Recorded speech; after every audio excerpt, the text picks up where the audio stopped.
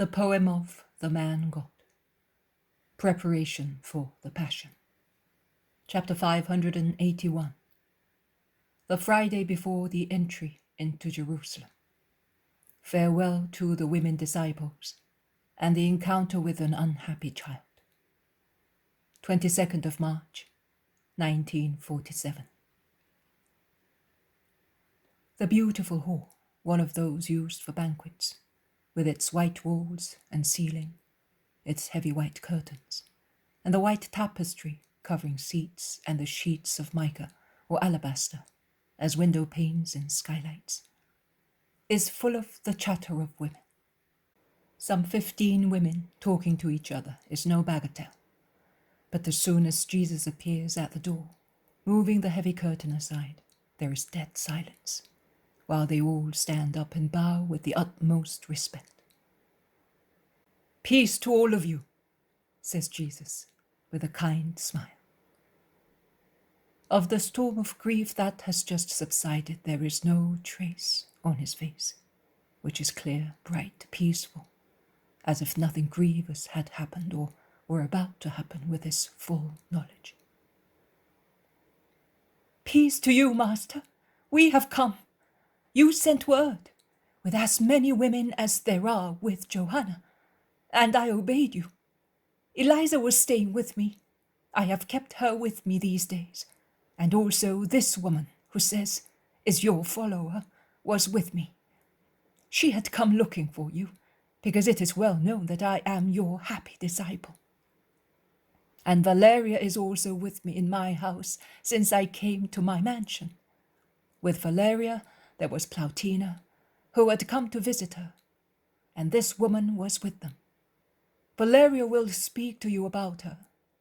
Analea came later when she heard of your wish, with this young girl, who I think is a relative of hers.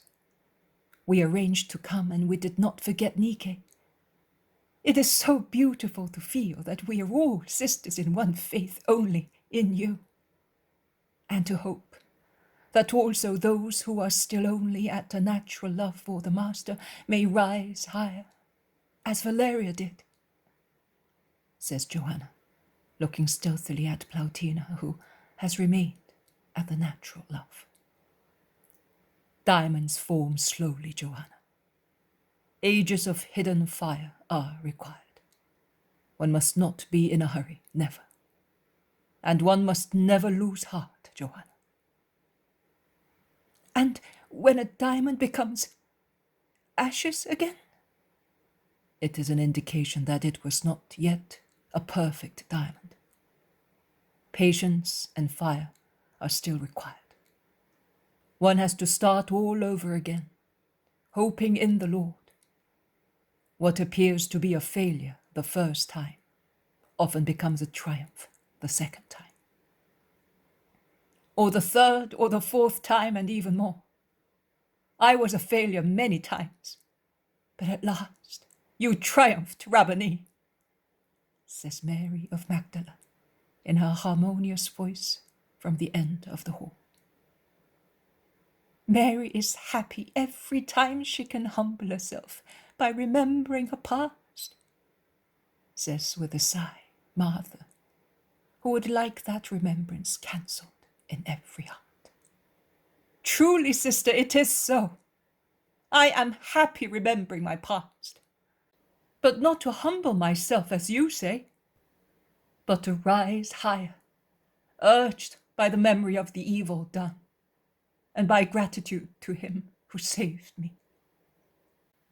And also, so that whoever hesitates for himself or for some person dear to him may pluck up courage and arrive at that faith that my Master says would be able to shift mountains.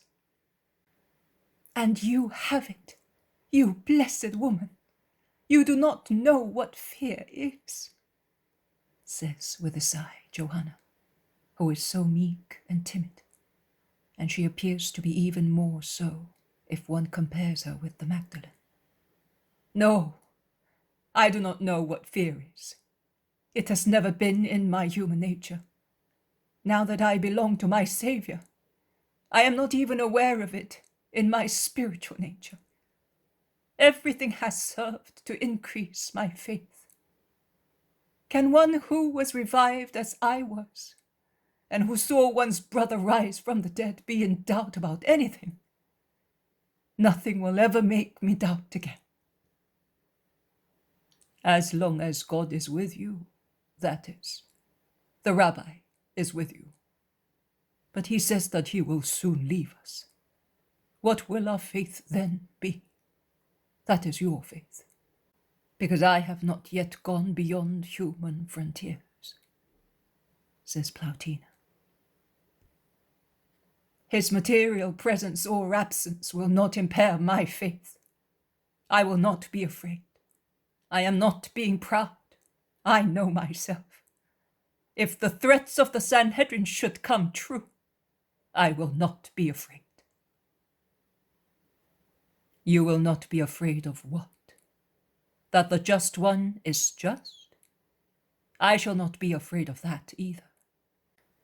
We believe that of many wise people whose wisdom we enjoy. I should say that we nourish ourselves with the life of their thought, ages after their death. But if you, says Plautina insistently, I will not even fear for his death. Life cannot die. Lazarus, who was a poor man, rose from the dead. He did not rise by himself, but because the Master evoked his spirit from the beyond. A deed that only the Master can accomplish. But who will evoke the Master's spirit if the Master is killed? Who? He. That is God. God made himself by himself. God can raise himself by himself. God. Yes. According to your faith, God made himself by himself. It is already difficult for us to admit that, as we know that one God descends from another through divine love. Through obscene, unreal love affairs, you should say, says Mary Magdalene, rashly interrupting her. As you wish, says Plautina in a conciliatory tone, and is about to end her sentence. But Mary of Magdala precedes her once again and says, But the man, you mean, cannot raise himself by himself. But as he made himself man by himself, because nothing is impossible to the saint of saints, so he will, by himself, order himself to rise from the dead. You cannot understand. You do not know the figures of our history of Israel. He and his wonders are in them, and everything will take place as it was stated. I believe in advance, Lord. I believe everything. That you are the Son of God and the Son of the Virgin. That you are the Lamb of salvation. That you are the most holy Messiah. That you are the universal Redeemer and King. That your kingdom will have no end or boundary. And finally, that death will not prevail over you, because life and death were created by God and are subject to him like all other things. I believe. And if deep will be my sorrow at seeing you disregarded and despised, greater will be my faith in your eternal being. I believe. I believe in everything that has been said about you. I believe in everything you say. I believed also with regard to Lazarus. I was the only one who obeyed and believed, the only one who reacted against those men and those situations that wanted to persuade me not to believe. Only at the end, towards the end of the trial, I became confused. But the trial had lasted so long, and I thought that not even you, blessed Master, could approach the goal after so many days from his death. Now, I would not doubt any more, even if, instead of days, a sepulchre were to be opened to give back its prey after it had been in its belly for months. Oh, my Lord, I know who you are. Filth has recognized the star. Mary has squatted at his feet on the marble floor, no longer vehement but meek, with an expression of adoration on her face raised towards Jesus. Who am I? He who is. That is what you are. The other part, the human person, is the garment. The necessary garment that has been put on your brightness and your holiness, so that it might come among us to save us. But you are God, my God. And she throws herself on the floor, kissing Jesus' feet. And she seems to be unable to remove her lips from the toes protruding from the long linen tunic. Stand up, Mary. Always hold on fast to your faith, and raise it like a star in stormy hours, so that hearts may stare at it and may hope, at least that. He then turns round to all the women disciples and says, I sent for you, because during the next days we shall not be able to be together very often and in peace. The world will be around us, and the secrets of hearts are more modest than the secrets of bodies. Today, I am not the master. I am the friend. Not all of you have hopes or fears to tell me, but you all liked to see me once again in peace. And I sent for you, you cream of Israel, and of the new kingdom, and you, cream of the Gentiles, who are leaving the place of darkness to enter life. Keep this in your hearts for the following days, that the honor given by you to the persecuted King of Israel, to the accused innocent, to the master who is not listened to, mitigates my sorrow. I ask you to be closely united, you of Israel, you who have come to Israel, you who are coming towards Israel. Assist one another. Let those whose spirits are stronger help the weaker ones, and let the wiser ones succor those who know little or nothing at all, and are only craving for fresh wisdom, so that their human desire may evolve into a supernatural desire of truth through the care of their more advanced sisters. Be merciful to one another. Let those whom ages of divine law have formed in justice be indulgent to those whom Gentilism has brought up differently. Moral habits cannot be changed between today and tomorrow, but in exceptional cases, when a divine power intervenes to work the change in order to favor a very good will. Do not be surprised if in the disciples coming from other religions, you notice stoppages in progressing and returns to the old ways.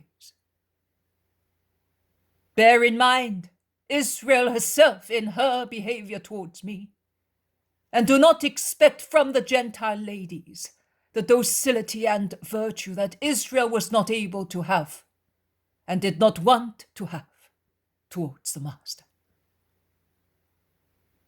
Consider yourselves sisters, sisters that destiny has gathered round me in this last period of my mortal life. Do not weep. And it has gathered you, taking you from different places, thus with different languages and habits, which make it rather difficult to understand one another from a human point of view.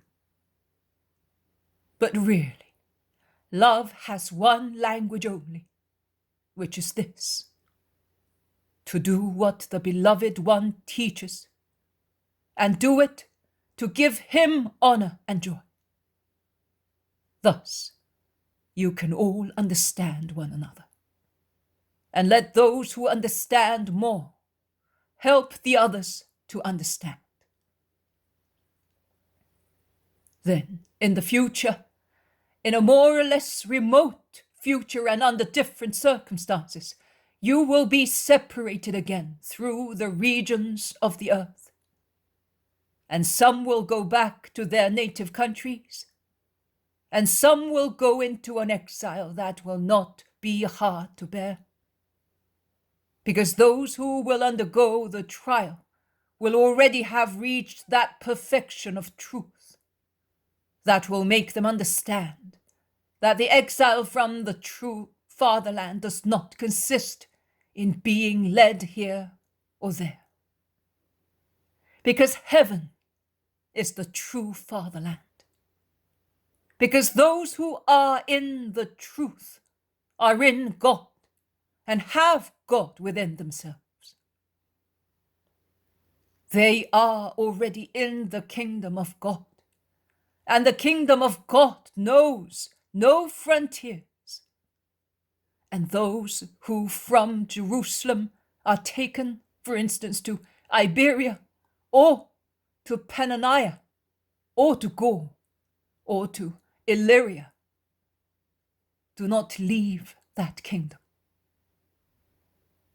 You will always be in the kingdom if you always remain in Jesus, or if you come to Jesus.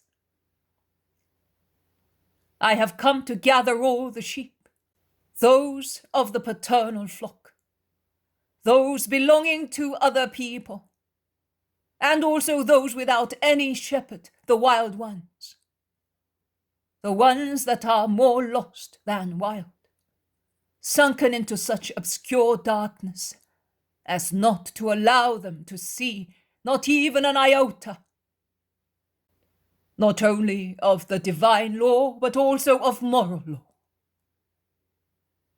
Unknown people who are expecting to become known in the hour destined by God for that, and who will then be part of the flock of Christ. When, oh, years and ages are alike when compared with the eternal. But you will anticipate those who will go with future shepherds to gather wild sheep and lambs in Christian love, in order to lead them to divine pastures. And let these places be your first proving ground. The young swallow that raises its wings to fly does not throw itself into great adventures all at once.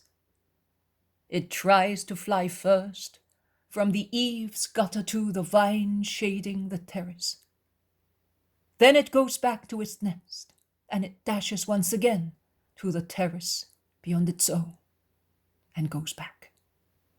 And then again farther away, until it feels the nerves of its wings become strong and its bearings safe. Then it plays with wind and space, and it goes and comes twittering, chasing insects, skimming waters, rising towards the sun, until, at the right time, it safely opens its wings for the long flight towards warmer zones, rich in new food. And although it is so small, it is not afraid to fly across seas, a spot of burnished steel, lost between the two blue immensities of sea and sky.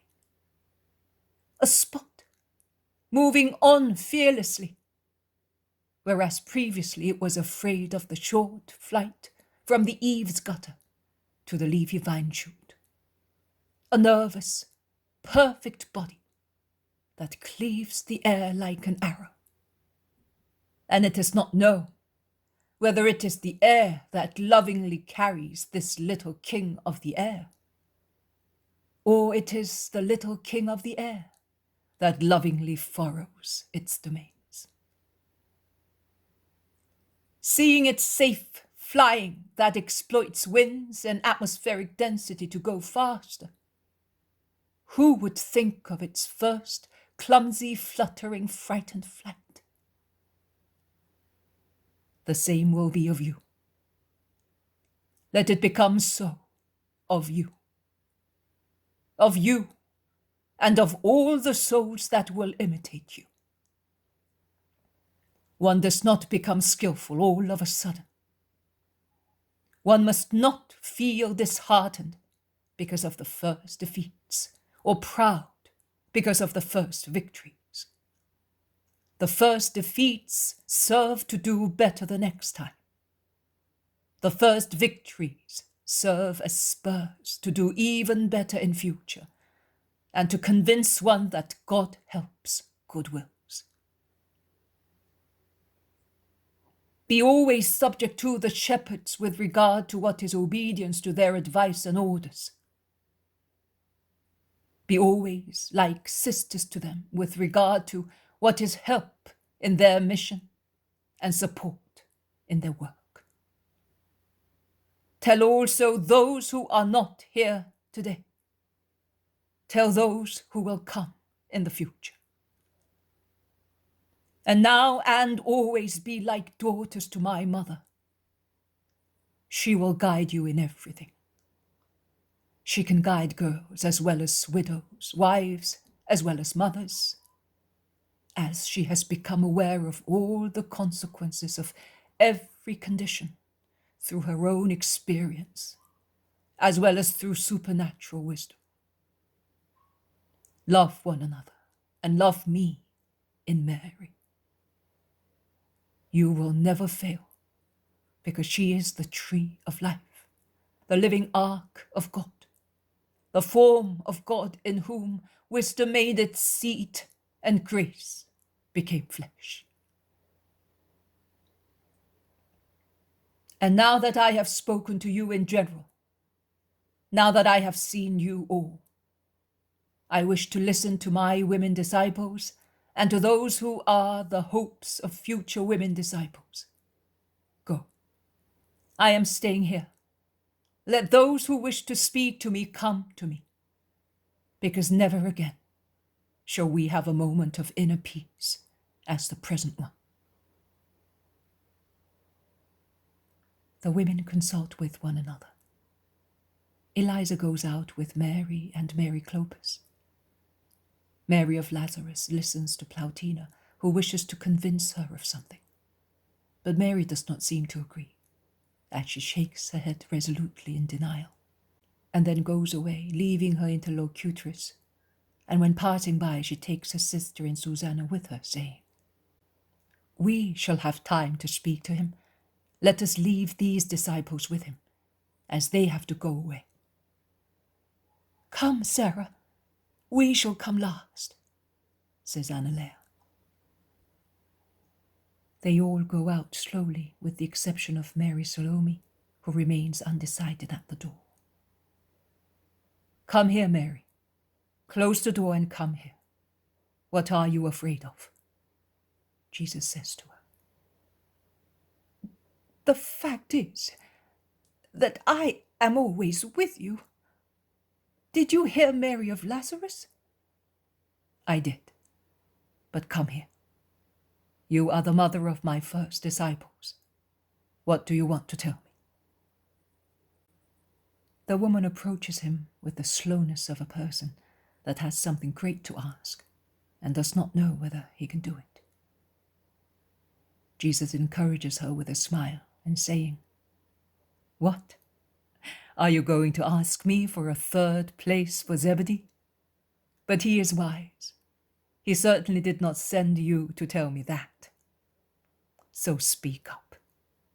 "Ah, Lord, it is just of that place I wanted to speak to you.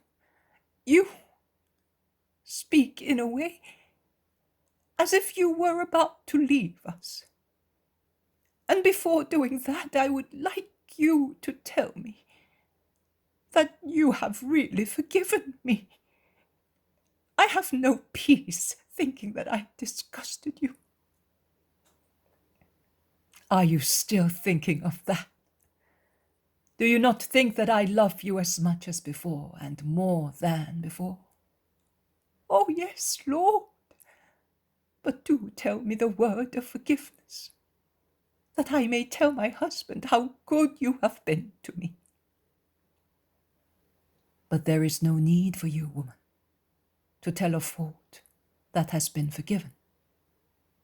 "Of course I will tell him, because, see, Zebedee, seeing how much you love his sons, may fall into the same sin as mine, and if you leave us, who would absolve him?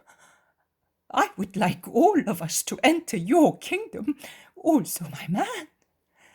And I do not think that I am being unjust by wishing this. I am a poor woman, and I know nothing about books.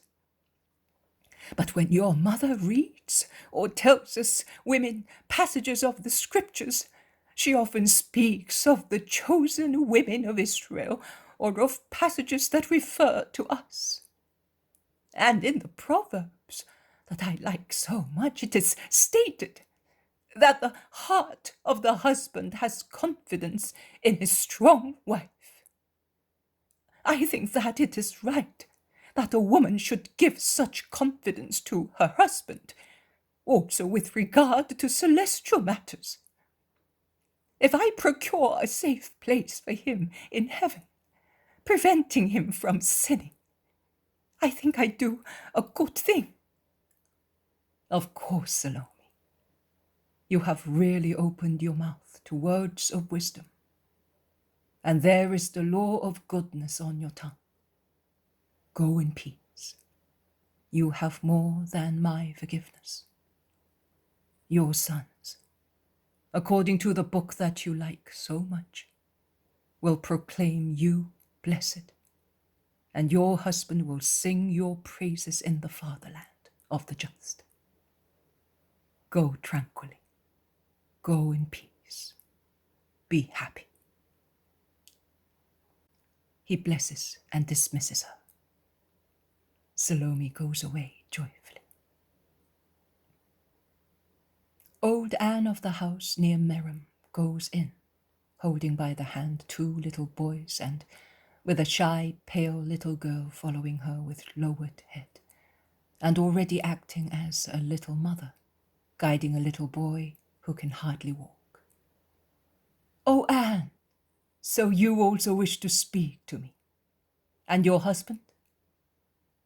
"He is ill, Lord, ill, very ill. I am afraid I shall not see him alive again." Tears stream down her senile, wrinkled face. "And you are here?" "Yes, I am here. He said, 'I cannot go. You may go for Passover and see our sons.'" Her weeping increases and prevents her from speaking. "Why are you weeping thus, woman? Your husband was right in saying, 'Ensure that our sons are not against the Christ for their eternal peace.' Judas is a just man. He worries more about the welfare of his sons than about his own life, and the comfort it would receive from your care. In the hours preceding the death of the just, the veils are lifted, and the eyes of the Spirit see the truth. But your sons do not listen to you, woman.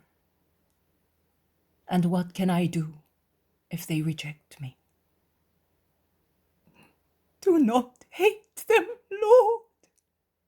Why should I? I will pray for them, and I will impose my hands on these children who are innocent, to keep away from them the hatred that kills.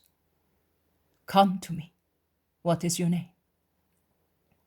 Judas, like my father's father, says the biggest boy, and the smallest one, who is held by the hand by his sister, hops and shouts, I, Judas! Yes, they have honored their father when giving names to their children, but not in other matters, says the old woman. His virtues will revive in these children. Little girl, come here as well. Be as good and wise as the woman who brought you here.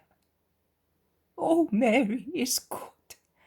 As I do not want to be alone, I will take her to Galilee with me. Jesus blesses the children, resting his hand for some time on the head of the little girl who is good. He then asks, Are you not asking anything for yourself, Anne? That I may find my Judas alive, and that I may have the strength to tell a lie, saying that his sons... No, do not lie, never. Not even to let a dying man die in peace. You will say to Judas, the Master says that he blesses you, and with you he blesses your blood. Also these innocent children are his blood, and I have blessed them. But if he asks whether our sons, you will say, the Master has prayed for them. Judas will rest in the certainty that my prayer is powerful, and the truth will be spoken without disheartening who is dying. Because I will pray also for your sons, you may go in peace too, Anne. When are you leaving the town? The day after the Sabbath, so as not to be stopped on the road because of the Sabbath. All right. I am glad that you will be here after the Sabbath. Remain closely united to Eliza and Nike. Go, and be strong and faithful. The woman is almost at the door when Jesus calls her again, saying, Listen, your little ones are with you for a long time, are they not? They are always with me while I am in town. During these days, leave them at home, if you go out to follow me. Why, Lord? Are you afraid of a persecution? Yes. And it is better if innocents do not hear and see. But what do you think will happen? Go, Anne. Go.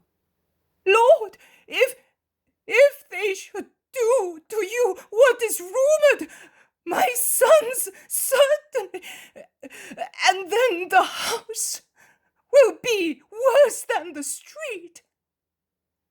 Do not weep. God will provide. Peace be with you. The old woman goes away, weeping. For a short time, no one goes in. Then Johanna and Valeria go in together. They are panting, Johanna in particular. The other woman is pale and she sighs, but she is strong. Master, Anne frightened us. You told her.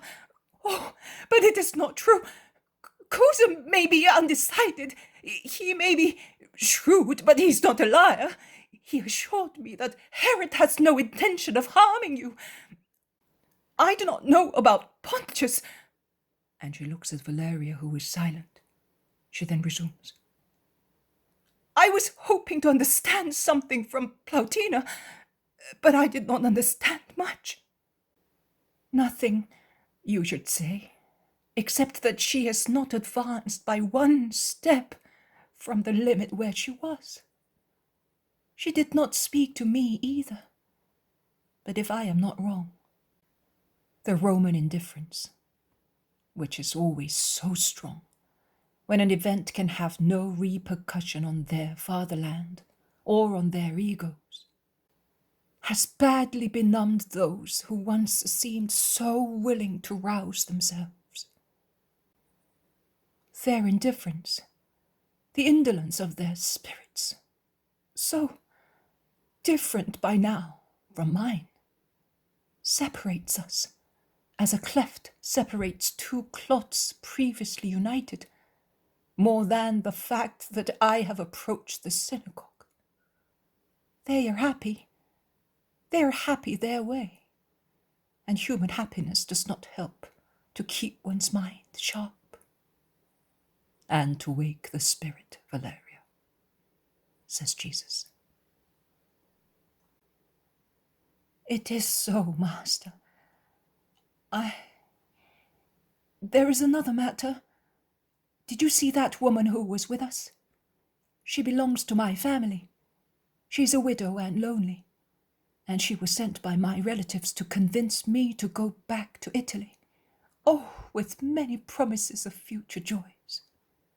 They are joys that I no longer appreciate, and thus they no longer seem to me to be such, and I despise them. I will not go to Italy. Here I have you. I have my little daughter, whom you saved for me, and whom you taught me to love for her soul. I will not leave these places. Marcella, I brought her with me, so that she would see you and understand that I am not staying here for a dishonorable love for a Hebrew. It is dishonorable for us, but because in you I found comfort in my grief of a repudiated wife. Marcella is not ill-natured. She has suffered and she understands, but she is still unable to understand my new religion.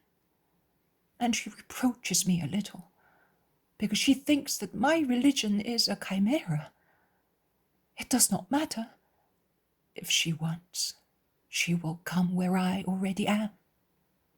If not, I will stay here with Chusnilde. I am free. I am rich. I can do what I like. And not doing wrong, I will do what I want.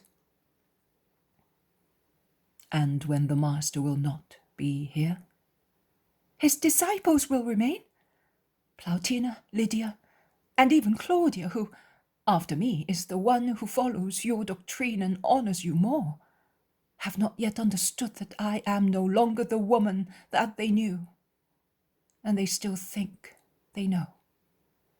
But I am sure that I know myself by now, so much so that I say that if I lose much by losing the Master, I shall not lose everything, because faith will remain, and I shall remain where it was born. I do not want to take Fausta where nothing speaks of you. Here, everything speaks of you, and you will certainly not leave us without a guide, as we have decided to follow you. Why should I, the Gentile, have such thoughts, while many of you, and you too, look as if you were dismayed, thinking of the day when the Mass will not be among us? Because, Valeria, they have become accustomed to ages of immobilism. They think that the Most High is there in his house, above the invisible altar, that only the high priest can see in solemn occasions. That has helped them to come to me. They also could at last approach the Lord. But now They tremble at the thought of no longer having either the Most High in his glory or the word of the Father among them. It is necessary to be indulgent and to raise one's spirit, Johanna, and I shall be in you. Remember that. I shall go away, but I will not leave you orphans. I will leave you a house of mine, my church, my word, the gospel. My love will dwell in your hearts. And finally, I will leave you a greater gift that will nourish you through me and will make me be among you and in you, not only spiritually. I will do that to give you comfort and strength. But now, Anne is very depressed because of the children. She spoke to us about them distressingly. Yes, I told her to keep them away from crowds. I say the same to you, Johanna, and to you, Valeria. I will send Fausta with Tusnilde to Betha before the fixed time. They were to go after the feast. I will not part from the children. I will keep them at home. But I will tell Anne to let her children go there. That woman has wicked sons, but they will be honored by my invitation, and they will not contradict their mother, and I would like... What, master? I would like you to be much united these days. I will keep my mother's sister with me, Salome and Susanna, and Lazarus' sisters. But I would like you to be united, much united. But can we not come where you are? During these days, I shall be like lightning that flashes brightly and disappears. I will go up to the temple in the morning, and then I will go out of town. You could meet me only every morning at the temple. Last year you stayed with me. This year I will not stay in any house. I shall be like lightning that passes. But Passover! I wish to consume it with my apostles, Johanna. If your master wants that, he certainly wants it for a just reason. That is true, so I shall be alone. Because my brothers told me that they want to be free during these days, and Kusa. Master, I am going away. It is pouring. I am going to the children as I hear them gathered under the porch, says Valeria, and she prudently withdraws. There is a heavy rainfall also in your heart, Johanna. That is true, master. Kusa is so strange. I no longer understand him. A continual contradiction. Perhaps he has friends who are influencing his mind, or he has been threatened, or he is afraid for his future. He is not the only one. Nay, I can say that few, lonely and scattered, here and there, are those who, like me, are not afraid for their future, and they will be fewer and fewer. Be very kind and patient with him. He is only a man. But he has received so much from God, from you, that he ought to. He ought to, yes. But who has not received from me in Israel? I have helped friends and enemies. I have forgiven, cured, comforted, taught.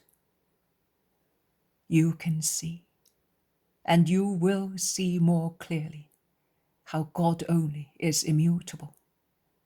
How different are the reactions of men, and how often he who has received more is most willing to strike his benefactor.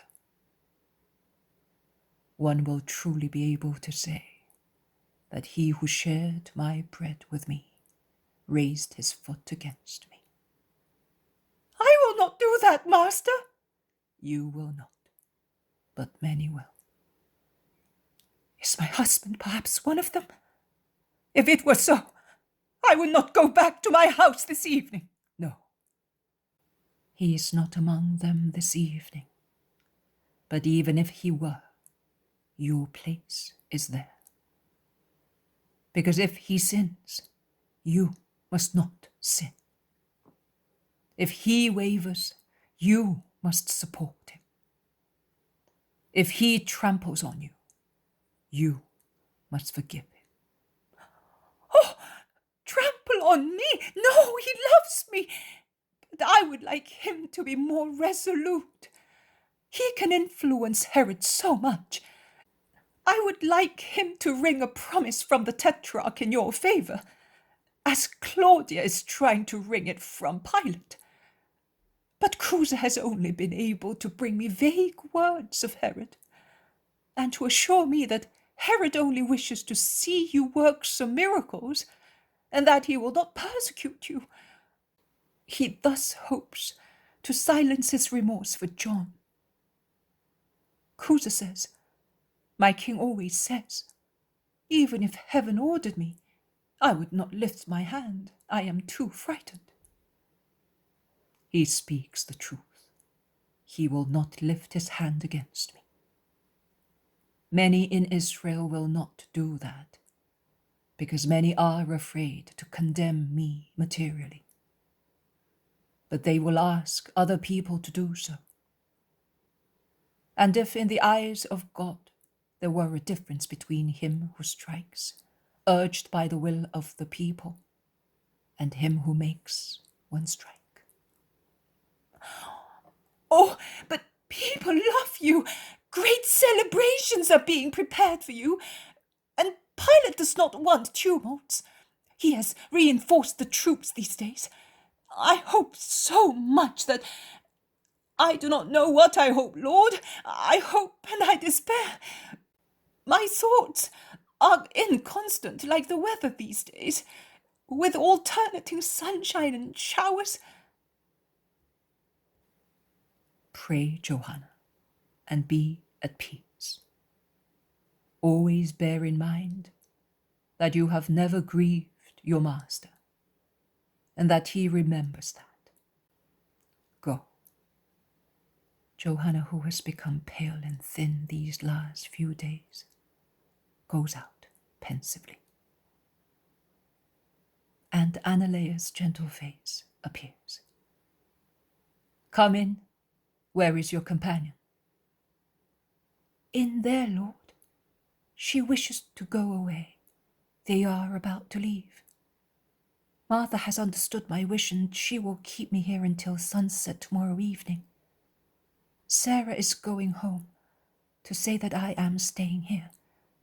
She would like your blessing but I will tell you later." "Let her come. I will bless her." The young woman goes out and comes back with her companion, who prostrates herself before Jesus. "Peace be with you, and may the grace of the Lord lead you onto the road where he has led this girl who preceded you. Be affectionate to her mother, and bless heaven that spared you ties and sorrows in order to have you completely for itself. One day, more than now, you will bless the Lord for being sterile through your own will. Go." The young woman goes away deeply moved. "You have told her what she hoped to hear. Those words were her dream. Sarah always said, 'I like your destiny. Although it is so unknown in Israel, I want it too, as I no longer have my father, and as my mother is as sweet as a dove. I am not afraid of not being able to follow it. But in order to be able to accomplish it, and that it may be holy for me, as it is for you, I would like to hear it from his lips.' Now you have told her, and I have peace too. Because at times I was afraid that I might have elated a heart. Since when had she been with you? Since when the order of the Sanhedrin came, I said to myself, the Master's hour has come, and I must prepare myself to die. Because I asked you, Lord, today I am reminding you, if you are going to the sacrifice, I, victim, with you. Are you still firmly wanting the same thing? Yes, Master. I could not live in a world where you were not, and I could not survive your torture. I am so afraid for you. Many among us delude themselves. I don't. I feel that the hour has come. The hatred is too strong, and I hope that you will accept my offer. I have but my life to give you, because I am poor, as you know. My life and my purity. That is why I convinced my mother to send for her sister, that she may not remain alone. Sarah will be a daughter to her in my stead, and Sarah's mother will comfort her. Do not disappoint my heart, Lord. The world has no attraction for me. It is like a jail, in which many things disgust me terribly. It is perhaps because one who has been on the threshold of death has understood that what represents joy for many people is nothing but emptiness that does not satisfy. It is certain that I wish nothing but sacrifice, and to precede you, that I may not see the hatred of the world cast on my Lord like a weapon of torture, and to resemble you in sorrow. Then we will lay the cut lily on the altar where the lamb is sacrificed, and it will become red with the blood of redemption. And only the angels will be aware that love was the sacrificer of a completely white ewe lamb, and they will mark the name of the first victim of love, of the first continuator of the Christ. When, Lord? Keep your lamp ready and put on your wedding dress. The bridegroom is at the door. You will see his triumph, but not his death. But you will triumph with him, entering his kingdom. I am the happiest woman in Israel. I am a queen crowned with your garland. May I, as such, ask a grace of you? Which? I loved a man, as you know. I no longer loved him as my spouse, because a greater love took possession of me. And he no longer loved me because... But I do not want to remember his past. I ask you to redeem that heart. May I?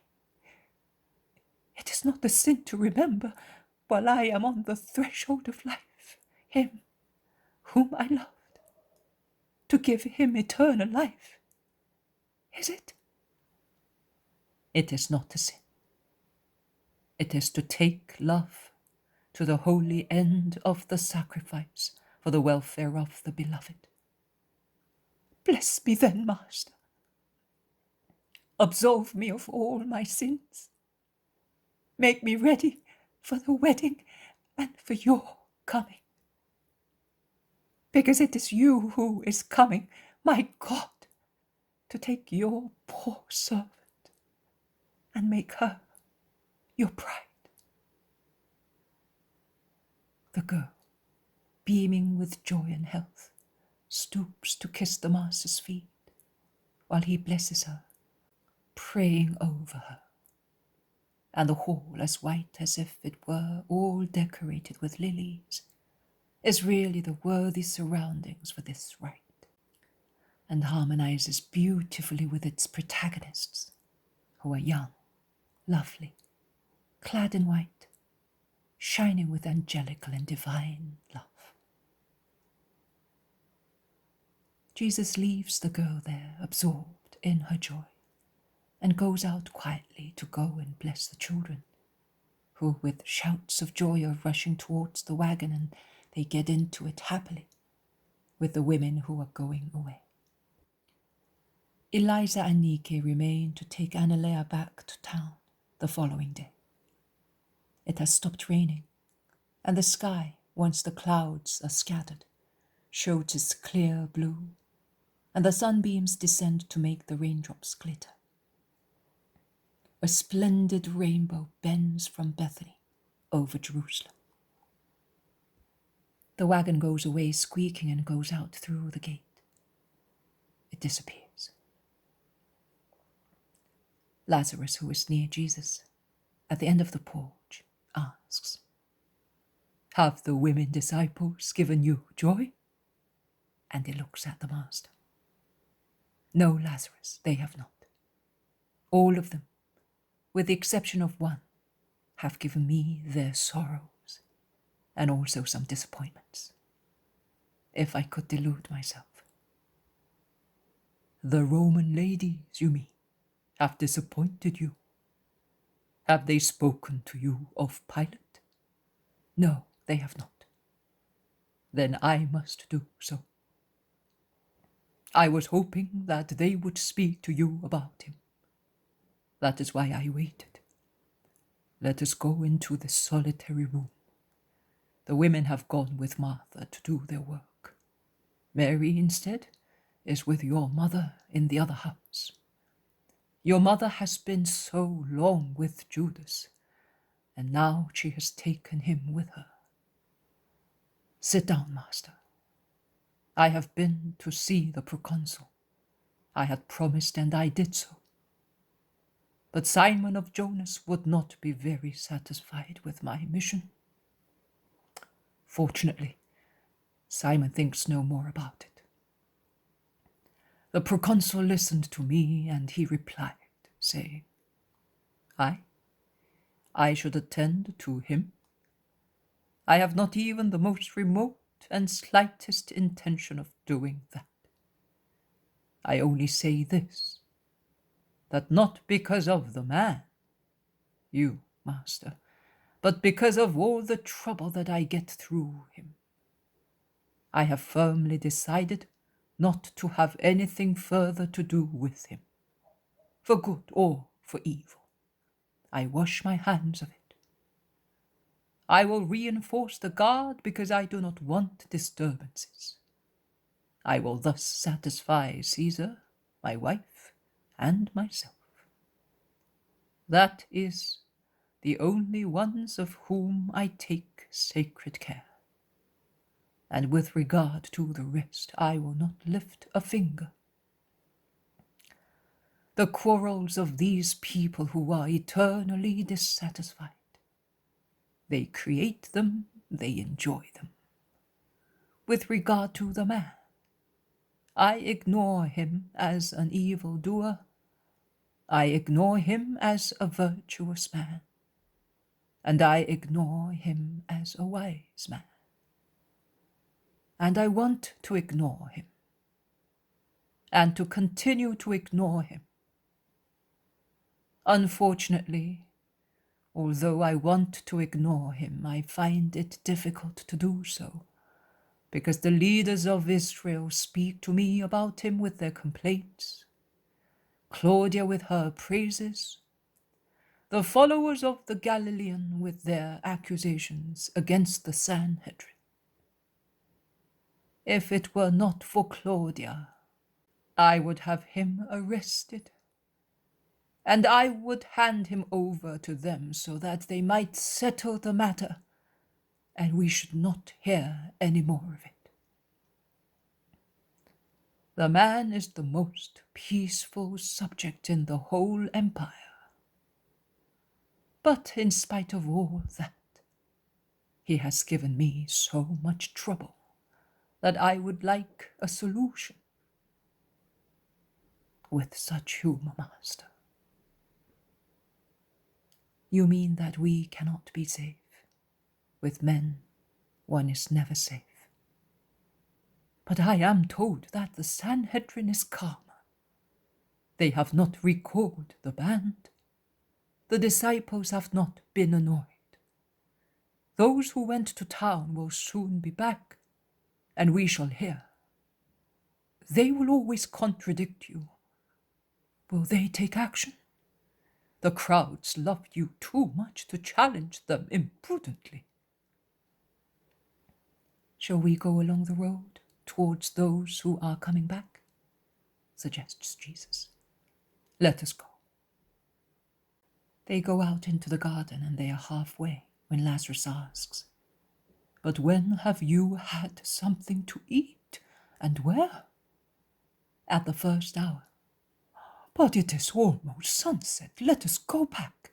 "No, I do not feel it is necessary. I prefer to go. I can see a poor child over there, clinging to the gate. Perhaps he is hungry. His clothes are worn out and he's wan. I have been watching him for some time. He was already there when the wagon left. And he ran away, not to be seen, and probably driven away. Then he came back and has been looking insistently towards us and the house. If he is hungry, I had better go and get some food. Go on, master. I will join you at once." And Lazarus runs back, while Jesus quickens his pace towards the gate. The boy, a sickly-looking, irregular face, in which only the eyes shine beautiful and lively, looks at him.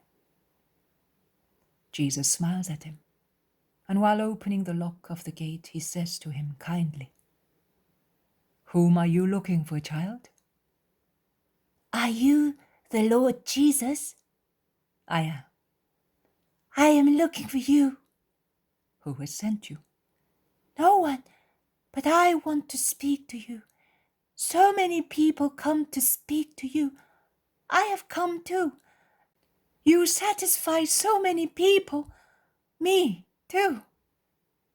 Jesus has lifted the latch, and he asks the boy to remove his thin hands from the bars so that he may open the gate. The boy steps aside, and in doing so, as his discolored garments moves on his distorted body, one can see that he is a poor, rickety child, with his head sunken into his shoulders, owing to the commencement of a hump, and his unsteady legs wide apart. A true little poor wretch. He is perhaps older than one might think, considering his height, which is of a boy about 6 years old, whilst his face is already that of a man, somewhat flabby, with a protruding chin, almost the face of an old man. Jesus bends to caress him and says, "So, tell me what you want. I am your friend. I am the friend of all children." With how much loving kindness Jesus takes the emaciated face in his hands and kisses his forehead. I know. That is why I came. See how I am?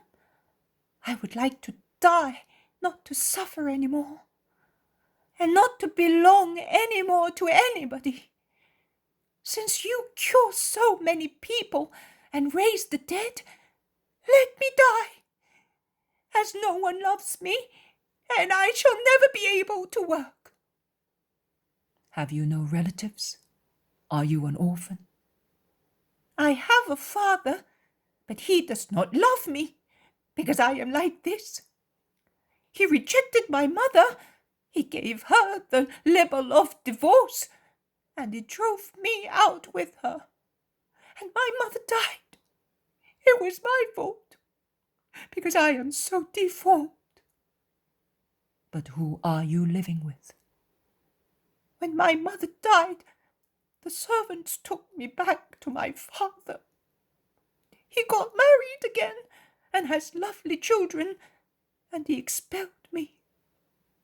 He handed me over to some of his peasants, but they do what their master does, to find favour in his eyes, and they make me suffer.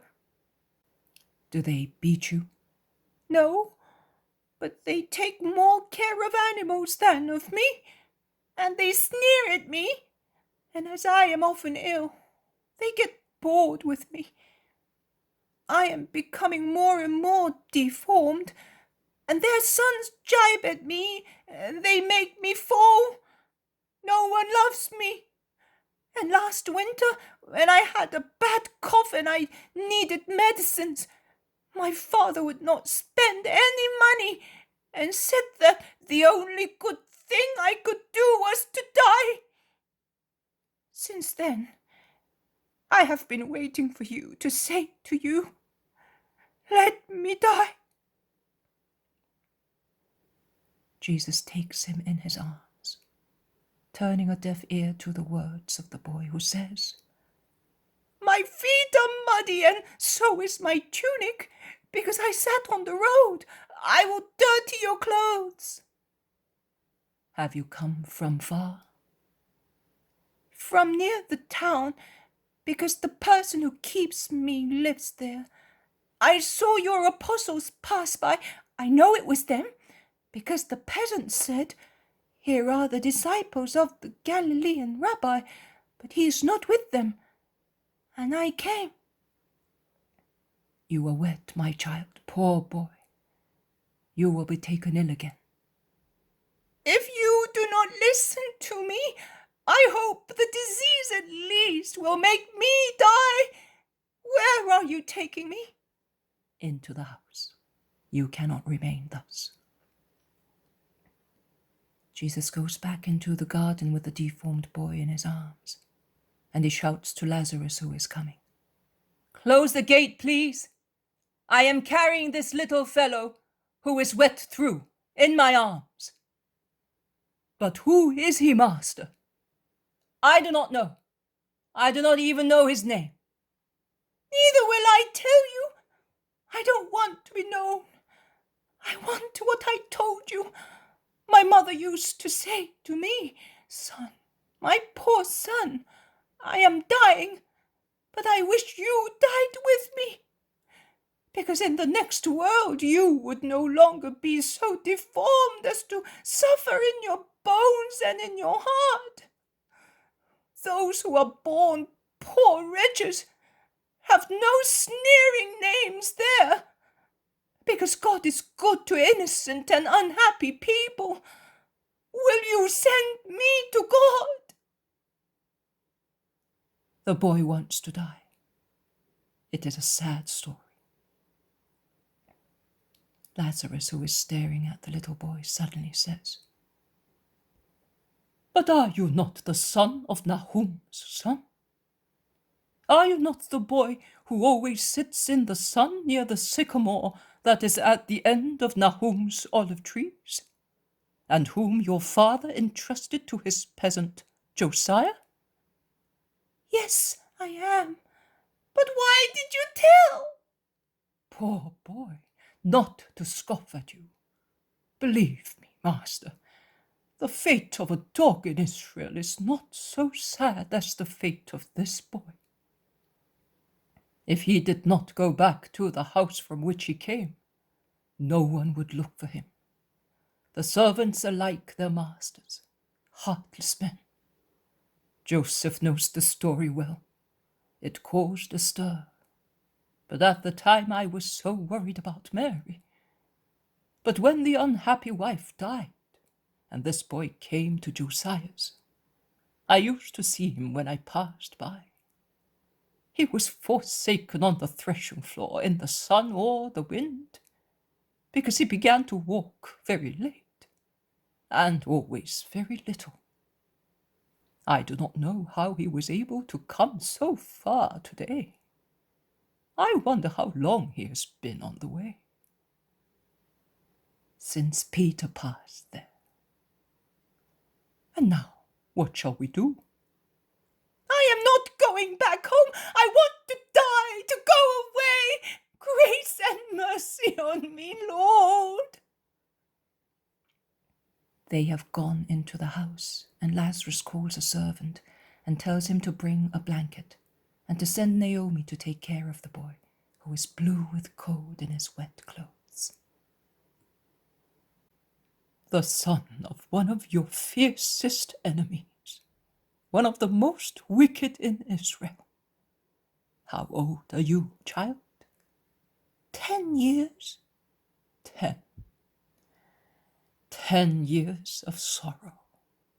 And they are enough, says Jesus in a loud voice, putting down the boy. He is really misshapen. His right shoulder is higher than his left one.